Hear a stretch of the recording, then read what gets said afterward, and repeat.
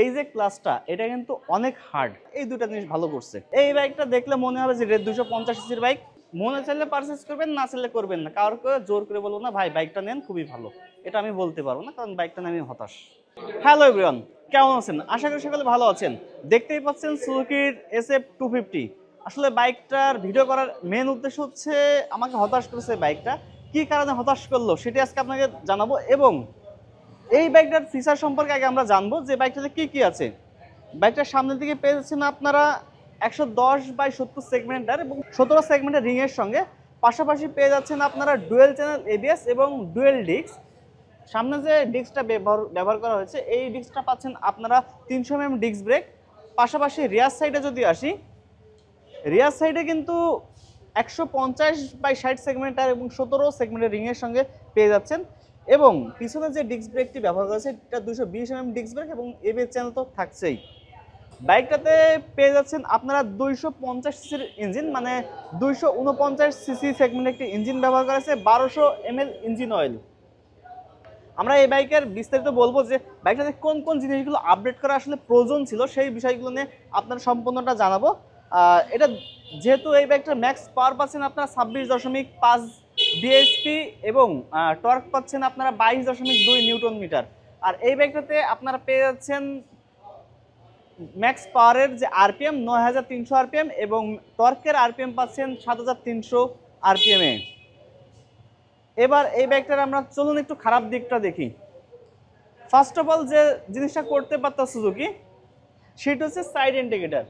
মানে আমাদের আগে চোখ সুন্দর তো সব কিছু সুন্দর, সাইড ইন্ডিকেটরটা কিন্তু এই বাইকটার LED করতে পারতো। তার আগে প্রাইসটা বলি, বর্তমানে এই বাইকটার প্রাইস আপনারা পাচ্ছেন, এটা যেহেতু রেগুলার এডিশন ধরা হচ্ছে 4,49,950 টাকাতে, এবং যেটি MotoGP এডিশন বা স্পেশাল এডিশন সেই বাইকটার প্রাইসটা আপনারা পাচ্ছেন 4,64,950 টাকাতে। সাইড ইন্ডিকেটরের পাশাপাশি যদি সামনের সাসপেনশনটা, যেহেতু 4,50,000 টাকা দাম 250 সিসির বাইক, সেই ক্ষেত্রে কিন্তু এই যে সাসপেনশনটা এটা কিন্তু আপসাইড ডাউন সাসপেনশন করতে পারতো, যেটা আসলে দেখতে ভালো লাগতো, পাশাপাশি সাসপেনশনটার কোয়ালিটিটাও এর থেকে বেটার পাওয়া যেত, কিন্তু এটা কিন্তু আপসাইড ডাউন সাসপেনশন ব্যবহার করা হয়নি।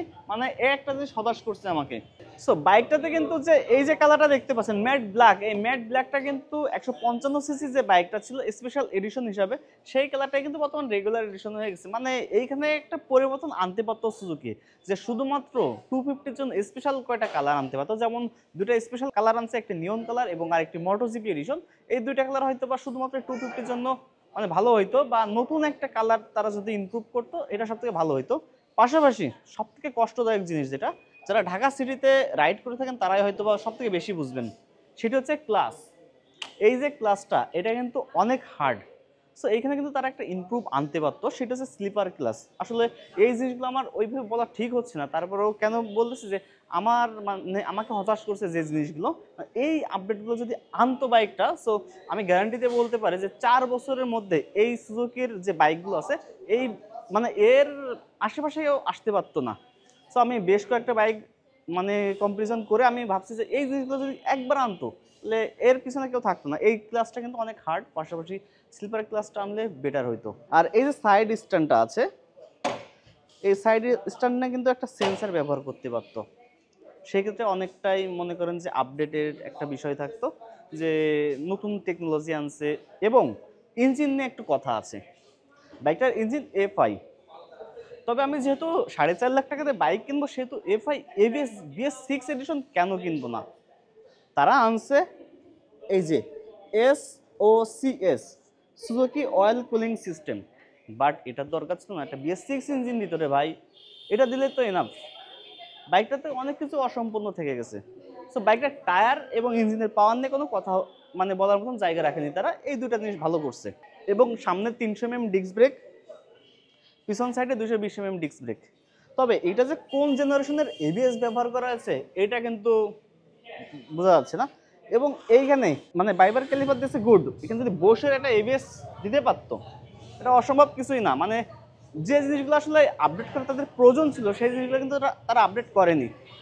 এবং এইখানে কিন্তু একটা LCD মিটার যুক্ত করতে পারতো, LEDর জায়গায় একটা LCD ড্যাশবোর্ড দিতে পারতো, যেটা আরো প্রিমিয়াম একটা লুক দিত। পাশাপাশি তাদের আরো একটা বাইক লঞ্চ করেছে, এই যে দেখুন, এই বাইকটা দেখলে মনে হবে যে রেড 250 সিসির বাইক, মানে আমাদের তুষার ভাই, এটিসি তুষার ভাই বা তুষার ভাই যিনি, উনি কিন্তু এই বাইকটা লঞ্চিং এর আগেই মেবি বাইকটা রাইড করছে বা মিরপুরে ঘোরাঘুরি করছে। কেউ আল্লাহর রাস্তা কেউ বুঝতে পারেনি যে এই বাইকটা যে 250 বাইক, সবাই ভাবছে 150 হবে, সবাই দেখছে যে অ্যাজুয়াল বাইক, মানে বোঝার কোনো উপায় না যে 250 কি 155। এই জিনিসগুলো কেন আপডেট করা উচিত হয়নি, বা যদি কেউ দেখেন তাহলে অবশ্যই বলবেন যে উচিত করা মানে আপডেট করা উচিত ছিল কিনা। আর BS6 এডিশনের ইঞ্জিনটা আসলে এখন যেমন বেশ কয়েকটা কোম্পানিতে নিয়ে আসছে, তার মধ্যে যদি আমরা দেখি যে 4.5 লাখ মানে 3,50,000 টাকার বাইক BS6 ইঞ্জিন, যেমন আমাদের পার্শ্ববর্তী একটা ব্র্যান্ড আছে বাংলাদেশের জনপ্রিয় ব্র্যান্ড বাজাজের কথা বলি, তারা 250 যখন লঞ্চ করলো BS6 ইঞ্জিন নিয়ে আসছো, স্লিপার ক্লাস নিয়ে আসছে। আপসাইড ডাউন সাসপেনশন নাই, ডাজেন্ট ম্যাটার, কিন্তু স্লিপার ক্লাসটা কিন্তু ছিল, ওই একটা সবথেকে প্লাস পয়েন্ট ছিল। এই মানে টুকটাক এই চেঞ্জগুলো আনলে আমার মনে হয় যে সব থেকে ভালো হতো এই বাইকটার ক্ষেত্রে। এবং আরও একটা মজার বিষয় দেখাই, এই পাশে যদি একটু আসেন একটু দেখাই, এই যে জিনিসগুলো দেখতে পাচ্ছেন চাপা, সব থেকে বিরক্তকর জিনিস। একটা 4.5 লাখ টাকার বাইক একটা প্রিমিয়াম কোয়ালিটির চাপা ব্যবহার করা আসলে উচিত ছিল সুজুকির, যেটা তারা এখনো করে নাই। এবং আরও একটা বিষয়, এই বাইকটা কেনার পরে এক্সট্রা কিন্তু আরও 1,000 টাকা খরচ করতে হবে। আগের যে 155-এ এখানে একটা হেডলাইট অন অফের একটা সুইচ ছিল, সেটাও দিয়ে বন্ধ করে দিচ্ছে। ভাই রে কেন ভাই এইটা করলি, একটু দিতিস, এইগুলো দিলে তো বেশি একটা খরচ আসতো না। 4.5 লাখ টাকা দাম আসছে, সেই অনুপাতে আমার মনে হয় যে বাইকটার দামটাও একটু বেশি। যেহেতু 155-এর প্রাইসটা যেটা স্পেশাল এডিশন ছিল সেটা 3,59,950 টাকা মেবি, এরকম একটা প্রাইস ছিল। এখন এখানে এইটারই ভাই 250 নিয়ে এসে এই প্রাইসটা দিচ্ছে, এটার দরকার ছিল না। একটু ভালো কিছুতে যদি প্রাইসটা ভালো থাকতো, গুড, এটা বাংলাদেশের মানুষের মানে কাছেই থাকতো। আমার মনে হয় যে বাইকটা এসএফটা কত দূর যাবে আই ডোন্ট নো। এই যে বাইকটা নেকেড ভার্সনের বাইকটা, এই বাইকটার প্রাইসটা কিন্তু 1,20,000 বাড়ছে। এটার বাইকের দাম 4 লাখ টাকা ধরলাম, 50 টাকা কম আছে। এটা যেটা ভার্সন ছিল মানে 155, সেটার 2,79,950, সে অনুযায়ী 1,20,000 টাকা একটা গ্যাপ আছে মাঝখানে। এটার 1 লাখ টাকা গ্যাপ, এটার 1,20,000 টাকা গ্যাপ। বাইকের মধ্যে পার্থক্য তো কিছুই নাই, দেখতে এক, শুধু এটা ম্যাট কালার, এটা হঠাৎ করে দেখতে বোঝাবে হ্যাঁ ওটা 250, কিন্তু এটা তো বোঝার উপায় নাই এটা 250 কি 155। তাহলে এই গ্যাপগুলো আসলে পূরণ করা সুযোগের অবশ্যই উচিত ছিল, যে মানুষের যে কনফিউশনটা ছিল সেই কনফিউশনটা দূর করা তাদের 100% দরকার ছিল, যেটা তারা করেনি।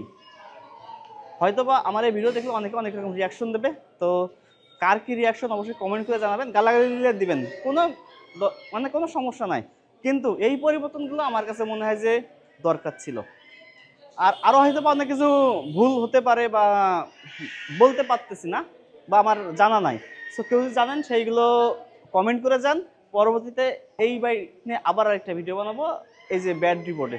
আর এই বাইকটা মনে হয় বেশি দিন লংজিভিটি, মানে রাস্তায় বেশি দিন হয়তো বা মানুষ চালাইতে পারবে না, এর একটাই রিজন, সেটি হচ্ছে প্রাইস 4,50,000 টাকা, যেখানে 3,40,000 টাকায় আপনারা পেয়ে যাচ্ছেন পালসারের N250। রয়্যাল এনফিল্ড পাচ্ছেন 3,40,000 বা 3,60,000 টাকা, সেখানে এই একটার দাম 4,50,000 টাকা, 1 লাখ টাকা বেশি। সেই পারপাসে মনে হয় যে কতদিন মানে রাস্তায় থাকবে বা কতদিন তারা মার্কেটে থাকবে, এটা হচ্ছে মেন বিষয়। এই বাইকটা এবং নেকেট দুটো আমার মনে হয় যে প্রাইসটা আরও 20,000 করে কমানো তাদের উচিত ছিল, এবং এই বাইকটার প্রাইসটা হওয়া ছিল 3,50,000 থেকে 3,70,000-এর মধ্যে, তাহলে মার্কেটে বাইকটার একটা ভালো একটা ভাইব ক্রিয়েট হইতো। বাট আমিও একটা নিতাম সেই ক্ষেত্রে। যাই হোক না কেন, তারপর 250 বাইক, আবার এই বাইকটার একটা সুবিধা আমি দেখতেছি, সেটা হচ্ছে ম্যাক্স পাওয়ার ম্যাক্স টর্ক, যেটা খুবই স্যাটিসফাই। বাইকটা কিন্তু রাইড করছি আমি, সো সেই অনুপাতে বাইকটা খুবই চমৎকার লাগছে। মানে 0.8 সেকেন্ডে 100 মানে উঠা মানে বিশাল ব্যাপার। সো আজকে ভিডিও এই পর্যন্ত, দেখা হবে নতুন কোনো ভিডিওতে, নতুন কোনো শোরুমে।